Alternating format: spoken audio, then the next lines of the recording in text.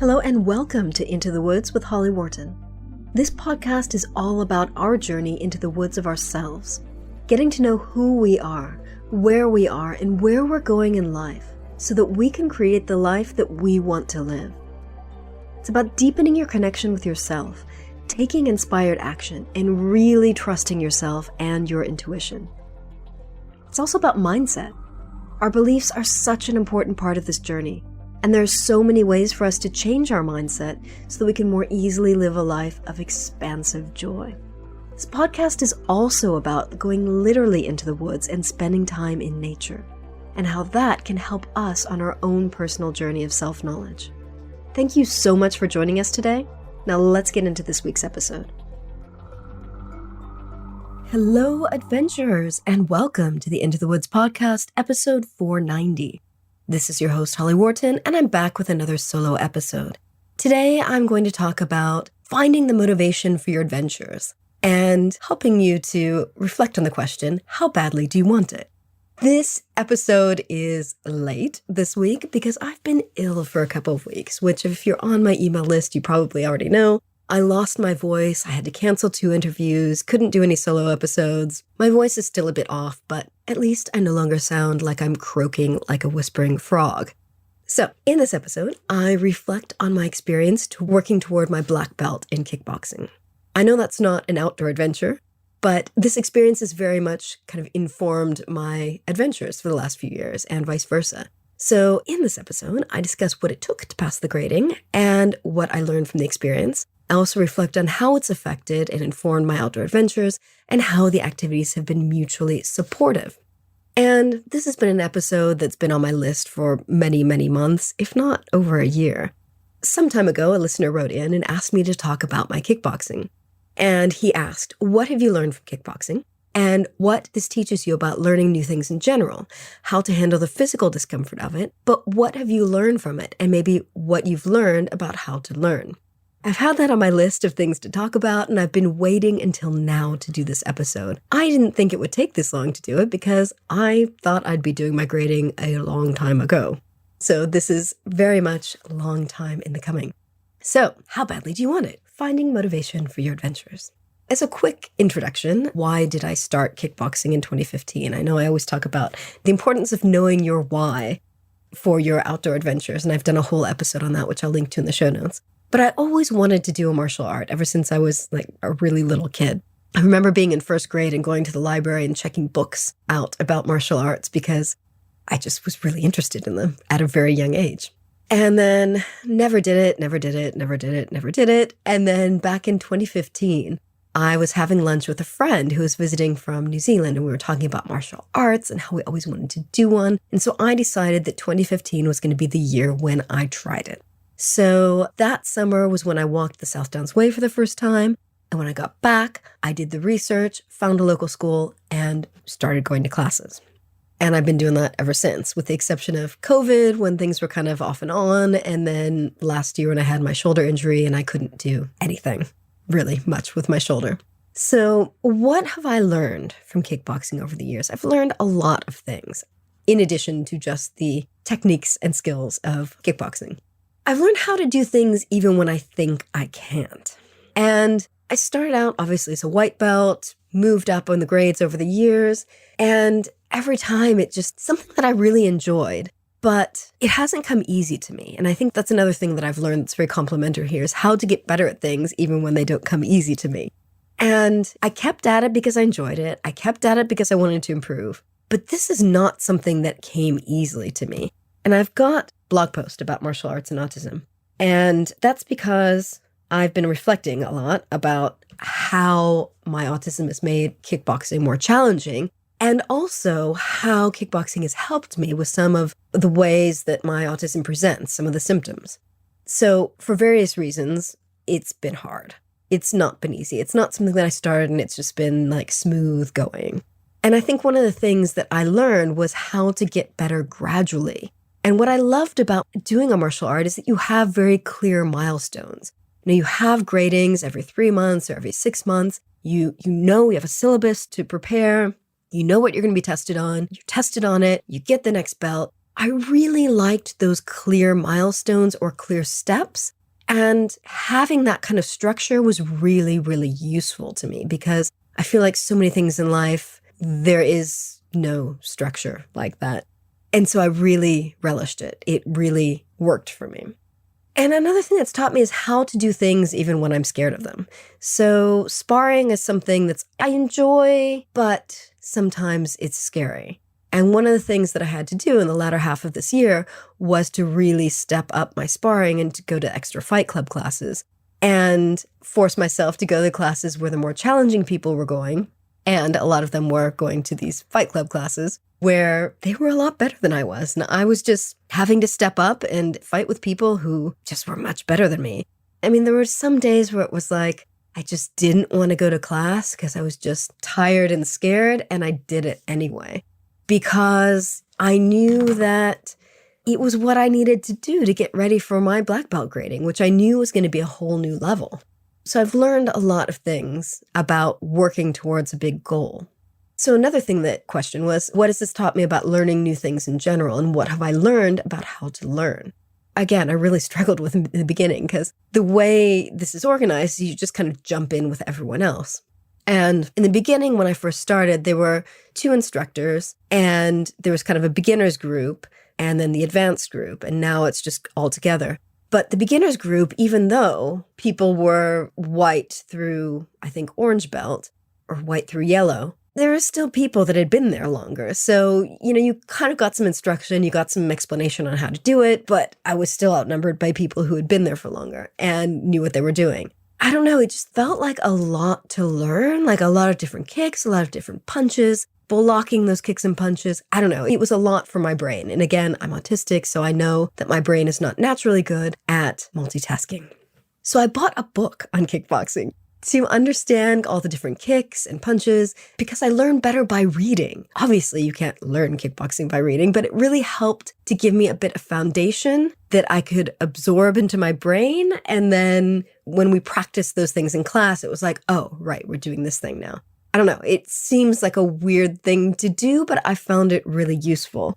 I need to look for that book, and I would like to go through it now that I know kind of what I'm doing and see what that book says. I don't know. I will link to it in the show notes in case you find it interesting. But I'm going to check it out again and see what it's like with this new kind of perspective, now that I kind of know all the things at a basic level. So another thing that I did was I regularly checked in with myself and my teacher on what I needed to improve. And this was a really important part of my learning, especially in the last 6 months. I did not try to pretend I was doing better than I was. I needed to hear what needed working on so I could focus on those things.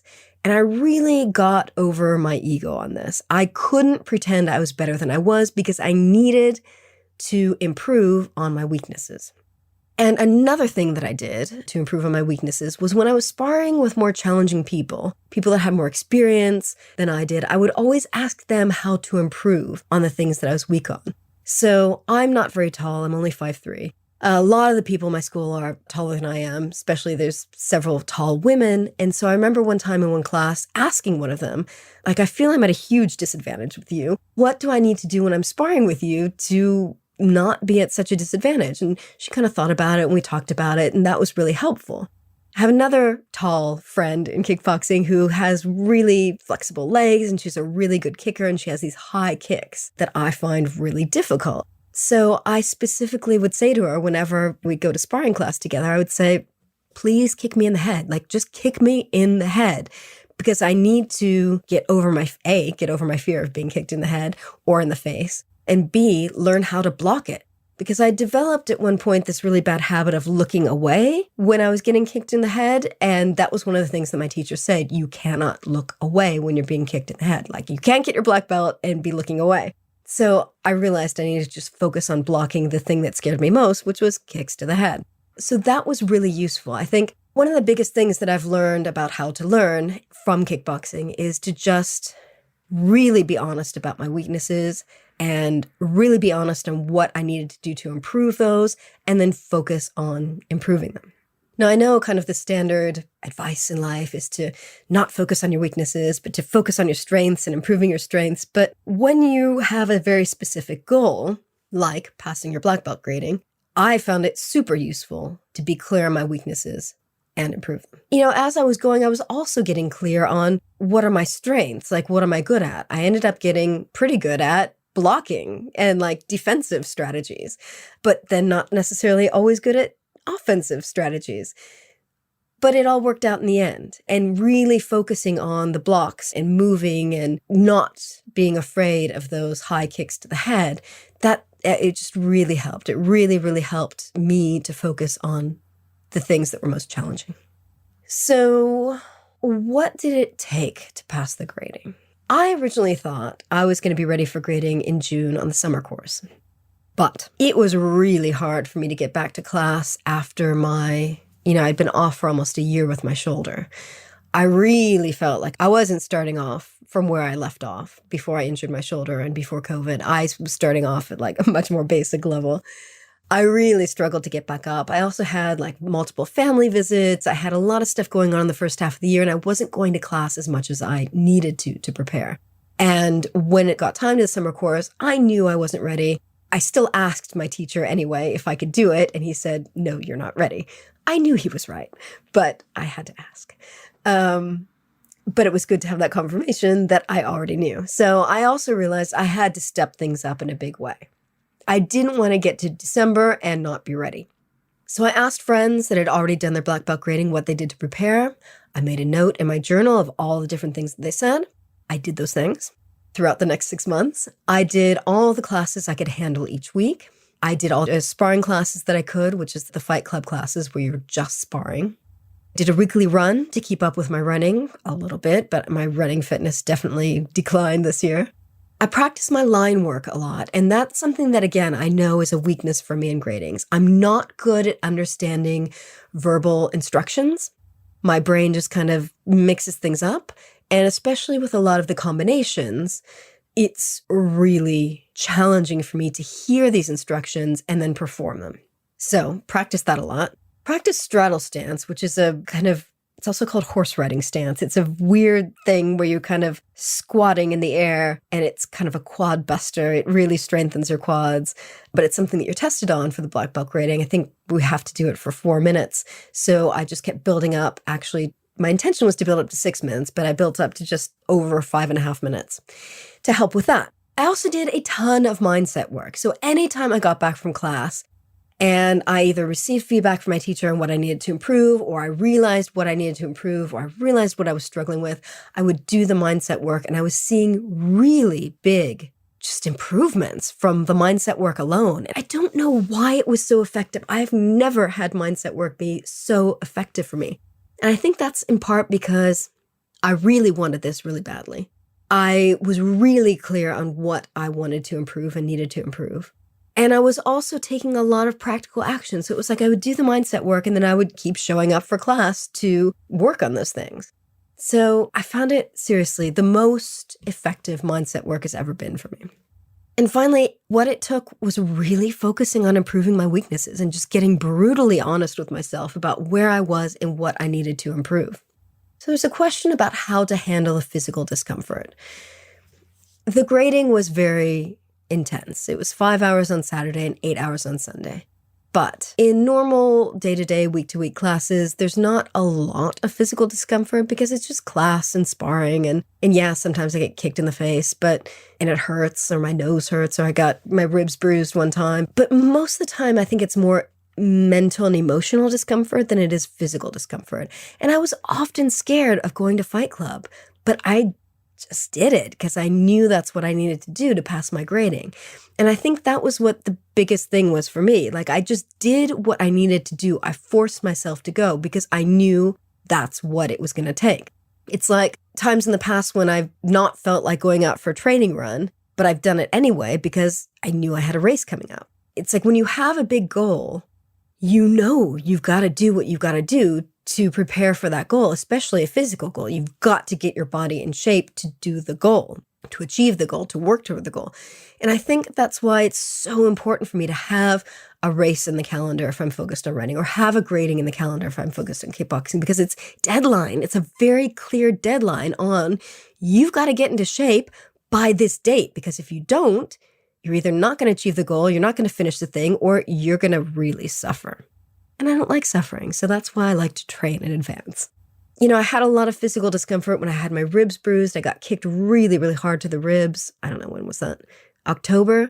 I actually thought they might be fractured, went to the doctor, got an x-ray. It was inconclusive, but in the end, I think they were just bruised. But I just did what it took after that to, not get injured again. I went back to I have a couple of different chest protector shields to prevent injuries. Some of them just kind of cover the breast. Some of them cover more of the ribs. And I went back to wearing the big shield that covers the ribs because I wanted to prevent further injuries, because I couldn't stay out of practice. And then on grading day, yes, there's physical discomfort. Like I said, it was very intense and it was a lot of hours. So I just pushed through and I focused on what I could do, which was keep going, keep hydrated, eat snacks when possible. There weren't a lot of breaks, but I brought sports gels with me because I figured that's easy to suck down. So whenever I had enough of a break to grab a glass of water, sometimes I'd grab a sports gel and just down that. And I probably still didn't eat enough, but I was fine in the end. I got through it. However, there were some last-minute problems. So the Monday before grading, I got really bad cold or flu. I don't even know what it was. I was online Googling, what's the difference between a cold and a flu? And I don't know what I had because I kind of ticked the boxes for both. It wasn't COVID because I tested and it was negative. I don't know what it was, but it was bad. I felt awful. I have not been that ill in 10 years. And I had this whole last week plan to step up my practice and to step up my straddle stance and step up my line work and step up all the last minute things that I needed to do to kind of finalize my training. And I couldn't do them because I felt terrible. So I had to completely change my plan to focus 100% on getting better. And that meant sleeping as much as I could, staying in bed all day, doing the minimal amount of work, and just focusing on recovering my body. And I wasn't hungry and I didn't feel like eating. And so my husband was feeding me protein shakes. And that was kind of all I was eating for a week. And then I got to the Friday, the night before grading, and I still didn't know if I could go. I'd spent all week, every day I would cry and I would say, I can't believe I got this bug thing the week before my grading. I'm not going to be able to go. I've worked so hard for this and I can't go. And my husband kept saying, it's not Saturday yet. Decide on the Saturday. And then that Friday night, I was messaging a friend. She sent me a message to say, good luck tomorrow. And I said, you know what? I don't think I can go. I don't think I can do it. I've been ill all week. And we were kind of messaging back and forth. And I just thought, I'm just gutted. I don't think I could, it's a challenging thing even when you're physically well. But if you're as ill as I was, I didn't think there was any way I could do it. And so I tried to imagine what it would be like if I didn't go. Then I was going to have to spend another 6 months really intensively focusing on kickboxing, doing all the stuff that I'd spent the last 6 months doing to try to grade in summer. But that's not guaranteed either. What if I fell ill in the summer? And I tried to imagine what that would be like. And then I thought, you know what? I would rather go and try and fail than be left at home in bed wondering what if. So I drugged myself up with a bunch of cold medicine and I went, and so many other people were ill. There were so many people coughing and blowing their noses, and I think a third of us were ill. And I got through it.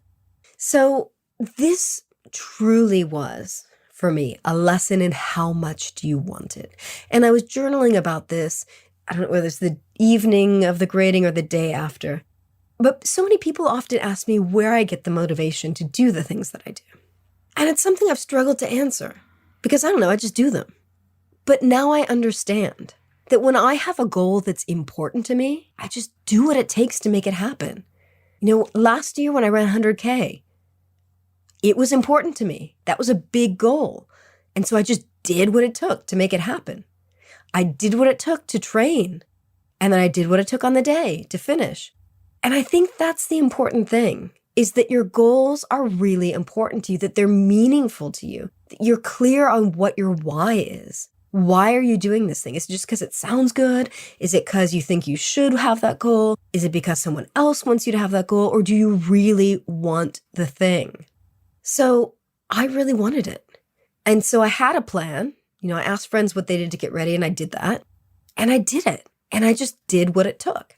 And I think that sometimes when people struggle with their motivation, either they don't want it badly enough or they don't know their why. And this has just been such a massive eye-opener for me because, like I said, I didn't think I'd be able to go. But it was so important to me that I just did it and I made it happen and I got through it. And yes, it was hard, it was challenging, but I passed. I achieved my goal that I've been working towards little by little since 2015. And this is a really long-term goal. And I think it's also been really interesting to have such a long-term goal because I think a lot of times our goals are 3 months from now or 6 months from now or by the end of the year. But this has been such a long-term thing that I've little by little been working towards and moving up and getting the next belt and finally getting here. And it's been such a massive journey. And I never could have stuck with it if it hadn't been important to me. And also I enjoy it. I'm not forcing myself to do something I hate. But like I said, it hasn't been easy. And yet I have kept with it because it was important to me. And kickboxing has been super helpful in terms of improving in my outdoor adventures. It's given me confidence to be outdoors alone. I generally feel safer in the world. I think it's helped me to go camping alone.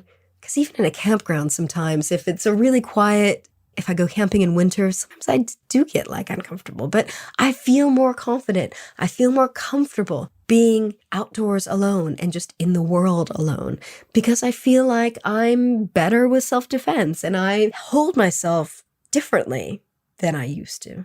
Just more confidence. It's been super, super useful. And conversely, my outdoor adventures have helped my kickboxing. All those ultras I ran last year, the little training ones that I did on my own and then the 2 races, those helped me get through the grading with a completely different attitude. I viewed this grading as an ultra rather than some horrible thing that I had to get through. It was an endurance event. It completely shifted how I approached it. And when I think about all the other advanced gradings that I've done that weren't even as hard as this, and there were always moments where I thought, oh, how can I go on? I can't go on. I can barely handle this. I can't handle it. I don't know. And that didn't happen to me at all. I just did what it took on the weekend. It was like they said, next we're doing this, and I just did the next thing. And next we're doing this, and I did that thing. And I just did all the things and then finished. It completely, massively different mindset shift. And that mindset work, all that mindset work really helped me to pass. Because throughout all this, as I said earlier, I focused on all my negative mind chatter and my negative thoughts and my fears, and I worked on them every week. And I focused on what I needed to improve, and I did mindset stuff on what I needed to improve. So yeah, when you're thinking about your own outdoor adventures or any kind of adventure or life goals or whatever, ask yourself, how bad do I want this? Am I willing to do what it takes? And that was one of the mindset statements that I would do. I do what it takes to get my black belt. And that's what I did. I did what it took. So whenever you're in life thinking, am I motivated enough to do this? I don't think I'm motivated enough to do this. Where do I get motivation from? How can I find motivation? Ask yourself, how badly do I want this? And maybe you don't want it bad enough. And that's okay. You don't have to do all the things. I have certainly learned this year that I can't do all the things. I had to pick one. And this one was the most important one. And I did it. So I hope that this story was useful to you. Because I think a lot of us have these big goals and, sometimes we don't achieve them. And I think back to other goals that I've had, maybe not adventure-related goals, but business-related goals or career-related goals. And I just think, I didn't achieve them because they weren't as important to me. And that's fine. So I think, a lot of times we get down on ourselves for not achieving goals, but I think that's just, as I've said before on this podcast, there's no failure, there's only feedback. You haven't failed to achieve a goal, you've got feedback. Maybe that goal just wasn't important enough for you to prioritize it. And again, that's fine. Don't turn it into a value judgment. I'm bad because I didn't achieve this goal, or I'm not good enough because I didn't achieve the goal. It just wasn't a priority. And maybe you have too many goals and you need to pare them down. That was another lesson I learned this year. So I feel like this episode is kind of the culmination of so many things that I've talked about this year as I've been on this journey to working toward this goal. So that's it for now. I hope you found this episode interesting and useful. If you have any big goals coming up that you're working on, please drop me a line and let me know. I would love to hear about them. You can email me at holly@hollyworton.com or find me online and get in touch there. If you enjoyed this episode, I've got a lot of episodes that are kind of related to this one. So 488, not too long ago, I talked about when your adventures scare you. 486, I discovered how outdoor adventures help us to get comfortable with being uncomfortable. 485, I talk with Marie-Pierre Tremblay about how to go after big dreams and adventures even when you think it's impossible. 480, I discuss how to make your adventures non-negotiable. 478, I discuss the importance of showing up for your adventures. 453, I talk about finding the motivation for your adventures. And finally, 450, I discuss adventures in endurance. So that's all for now. Hope my voice wasn't too weird for you. It will be getting better. It has been getting better. So thank you so much for listening. If you enjoyed this episode, please leave a quick review on Apple Podcasts or wherever you listen to podcasts. Next week's episode, I'm back to interviews. I've actually got the interview to do later today, which I'm looking forward to. And in the meantime, remember to visit hollyworton.com/490 for the show notes on this episode. Happy trails. Thanks so much for listening to Into the Woods with Holly Worton. You can find more information about today's episode, including links for topics that were discussed, at hollyworton.com. That's HOLLYWORTON.com. If you'd like to connect with other listeners and get support on your journey, I would love for you to join my private community on Patreon.